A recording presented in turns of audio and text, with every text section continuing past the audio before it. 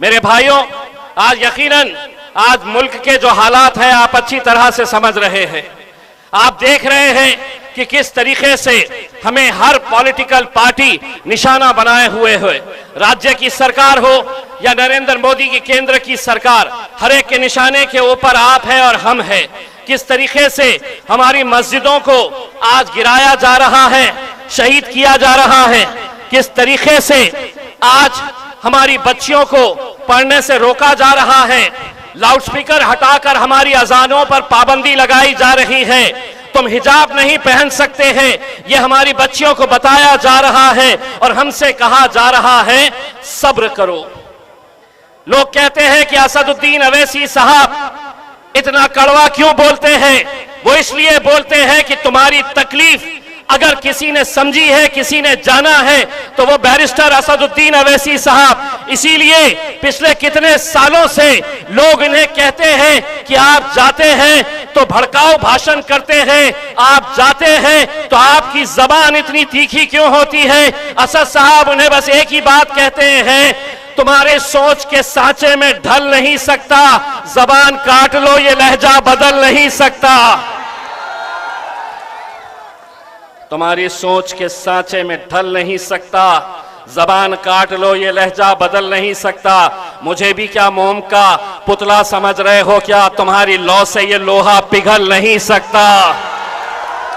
लेकिन आज असदुद्दीन अवैसी साहब को नीचा दिखाने के लिए, मजलिस को नाकामयाब करने के लिए तमाम सियासी पार्टी एक मंच पर आ चुके हैं।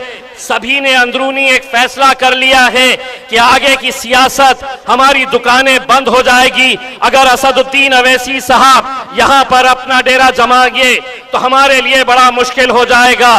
तो वो लोग आपस में ये सोच रहे कि हम में से कोई भी हारे, कोई भी जीते चलेगा, लेकिन असदुद्दीन अवैसी साहब ने जीतना नहीं चाहिए, मजलिस ने सीमांचल के अंदर जीतना नहीं चाहिए। अरे बेवकूफों, तुम्हें समझ में नहीं आता है, तुम्हारी साजिशें चल रही होगी, लेकिन आवाम तो मेरे कायद बैरिस्टर असदुद्दीन अवैसी साहब के साथ जुड़ चुकी है, पूरी ताकत के साथ जुड़ चुकी है। आज हमें इस बात का अंदाजा तो हो रहा है कि आज अल्हम्दुलिल्लाह जिस पार्टी के बारे में यह कहा जाता था, बैरिस्टर असदुद्दीन अवैसी साहब को देखकर लोग ताने कसते थे, मजाक उड़ाते थे और ये कहते थे कि ये अकेला इकलौता एक मेंबर ऑफ पार्लियामेंट है, एक ही सांसद है और जिंदगी भर एक ही रहेगा। लेकिन अल्हम्दुलिल्लाह 2019 से 2024 में जब असदुद्दीन अवैसी साहब पार्लियामेंट गए तो उन 5 सालों के अंदर अकेले असदुद्दीन अवैसी साहब नहीं थे, उनका भाई इम्तियाज जलील भी वहां पर जाकर बैठा था। और जब गए वहां पर तो उन्हें ऐसा लग रहा था कि बोलना, असद भाई के बोलने से वो इतने परेशान थे, इतने तकलीफ में थे।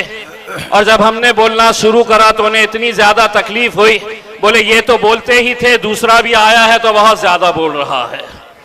और हुआ ये कि 2024 के अंदर ये तमाम सियासी पार्टियां एक साथ मिलकर आ गई, भाजपा आ गई, शिवसेना आ गई, एनसीपी आ गई और पूरों ने मिलकर एक साजिश रची। कांग्रेस भी उसके साथ शामिल हो गई और उन्होंने उस साजिश के जरिए मुझे हरा दिए। लेकिन हराने के बावजूद भी मैं एक बात कहना चाहता हूं, अगर आप ये समझ रहे हैं कि हमने एक इलेक्शन हारा है, कभी महाराष्ट्र आके देखो हमारे जलवे कैसे हैं, तुम्हें पता चल जाएगा। अस्सलामु अलैकुम वरहमतुल्लाहि वबरकातुहू। हमें उम्मीद है आप भी खैर आफियत से होंगे।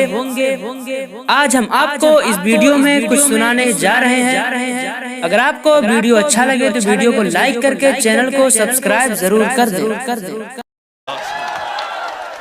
एक जलवा तो हमने पहले भी दिखा चुके थे, जब हमारे नबी करीम सल्लल्लाहु अलैहि वसल्लम के खिलाफ गुस्ताखी की, लोग हमको गालियां दे रहे थे, हमने सुना, पार्टी को गालियां दे रहे थे, हमने सुना।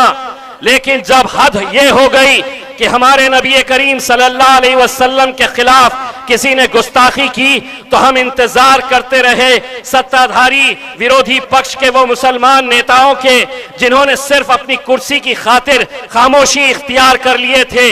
जब वो खामोश रहे, हम इंतजार करते रहे कि कोई कुछ नहीं बोल रहा, तो हमने उनको अब ये बताया कि जिसकी वजह से हमारा वजूद है, हमारी शिनाख्त है, हमारी पहचान है, हमारी जान जिनके लिए निछावर है, अगर उनके खिलाफ गुस्ताखी करेंगे तो हम सड़क के ऊपर आएंगे।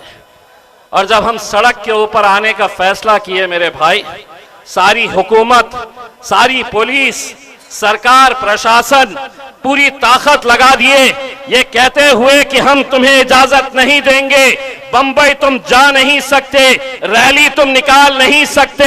मैंने कहा तुम्हारे पास पुलिस की ताकत है, हुकूमत की ताकत है, लेकिन मेरे पास तो मेरी ताकत वहां पर मौजूद है। मैंने उनसे कहा तुम ताकत लगाकर मुझे रोक के तो दिखाओ, मैं मेरी ताकत दिखाकर बंबई पहुंच के दिखाऊंगा अल्हम्दुलिल्लाह। और हम पहुंचे थे मेरे भाई, आप लोग भी उसके गवाह हैं। आप लोग भी आज इस मुल्क के अंदर हर रोज क्या हमारे मजहब के ऊपर हमला नहीं किया जा रहा है? क्या मुसलमान लीडर दूसरे पार्टियों के सिर्फ अपनी कुर्सी बचाने के लिए यूं ही खामोशी इख्तियार करते रहेंगे? वो करते रहेंगे भाई, लेकिन हम खामोश बैठने वाली जमात नहीं है। हम लड़ेंगे, हम बोलेंगे। हमें लड़ने को अगर किसी ने सिखाया है, इस मुल्क के अंदर नौजवानों को अगर किसी ने कोई सीख दिया है, तो वो मेरे कायद बैरिस्टर असदुद्दीन अवैसी साहब ने बताया है कि इस मुल्क में जीना है तो सीना चौड़ा करके और सर ऊंचा करके चलना सीखो मेरे भाई। बहुत सारी रुकावटें, बहुत सारी आजमाइशें तुम्हारी होने वाली है आने वाले वक्त के अंदर। अगर हम मुत्तहिद नहीं हुए, अगर हम एक ताकत बनकर खड़े नहीं हुए, तमाम सियासी पार्टियां ये जानती है कि इस कौम को बांटना, बिखेरना और खरीदना बहुत आसान बात है, लेकिन उन तमाम को मैं ये कहना चाहता हूं, तुम आज तक हमें बांटते आए थे, तुम आज तक बोलते थे और हम सुनते थे, लगातार हम सुनते आ रहे थे, लेकिन अब एक बात अच्छी तरह से सुन लो, मुल्क के वजीर आजम नरेंद्र मोदी साहब, आपसे लेकर तेजस्वी यादव से लेकर जितने भी वजीर हैं, उन सबको मैं बताना चाहता था, तुम बोलते थे और हम सुनते थे, अब हम बोलेंगे और तुम्हारे बाप को भी, अब हम बोलेंगे और तुम्हारे, बहुत हो गया। ये समझते थे कि हर 5 साल के बाद आएंगे, घोड़ी पे वो चढ़ेंगे, दूल्हे वो बनेंगे और हम बारातियों की तरह नाचने का काम करते आए हैं 75 सालों तक। तो अब सुन तेजस्वी, अब शादी होगी तो घोड़ी भी आएगी, लेकिन दूल्हे हम बनेंगे और तुमको नचाने का काम करेंगे इंशाअल्लाह। है तैयार? तो बोलो मेरे पीछे, तेरा मेरा रिश्ता क्या, तेरा मेरा रिश्ता क्या। Barrister Asaduddin Owaisi, barrister Asaduddin Owaisi. 11 तारीख के दिन जाना है, 5 नंबर का बटन है, बटन को देखना और खट खट खट खट खटा खट खटा खट खटा खट, और इंशाअल्लाह अगर तुमने सही तरीके से खटा खट कर दिए तो जो पार्टियां जिनके पीछे हम पड़े थे कि हमें साथ में ले लो, महज 6 सीट हम मांग रहे थे, उन्होंने हमें नकारा है। अगर तुम्हारा खटाखट खटाखट सही तरीके से पड़ गया तो 14 तारीख के दिन जब नतीजे आएंगे तो असदुद्दीन अवैसी साहब के घर के ऊपर ये पूरे आएंगे, ठक ठक ठक ठक ठक ठक ठक ठक ठक ठक ठक ठक करने के लिए आएंगे और कहेंगे कि अब आप हमें साथ ले लो। इंशाअल्लाह वो दिन आएगा मेरे भाई, बस हिम्मत रखो, हौसला रखो। नारे तकबीर, नारे तकबीर।